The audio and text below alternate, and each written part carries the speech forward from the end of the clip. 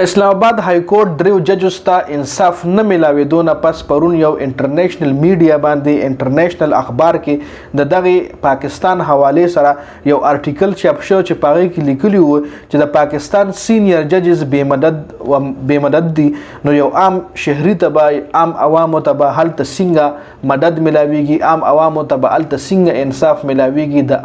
د عام شهریت د عام شهري به هلته څه حال وي. دا په انټرنیشنل اخبار کې د پاکستان حواله سره دا خبر راغلی دا ځکه چې د اسلام آباد های کورټ دریو ججزو چې هغه ته د اسلام آباد های کورټ چیف جسټس سینیئر ججزو چې هغه د اسلام آباد های کورټ چیف جسټس کورسۍ ملاو نشو او د لاهور های کورټ نه هغه لپاره یو بل جج راوستل شو او هغه د اسلام آباد های کورټ چیف جسټس شو. چونکه حق دغه درې سینیئر ججزو چې دې کې به یو جج چې کوم دی هغه د اسلام آباد های کورټ چیف جسټس جوړېدو، خو نه چې حکومت دغه درې ججز اګنور کړل او د لاهور های کورټ نه یو بل جج راوستو او د اسلام آباد های کورټ چیف جسټس منتخب کو. نو په دې حواله سره بیا انټرنیشنل میډیا باندې انټرنیشنل اخباراتو کې دغه ارټیکل چاپ شوی دی چې په ملک کې د پاکستان کې یو سینیئر ججز وي هغه به مدد وي، نو الته به د یو عام شهري څه حال وي.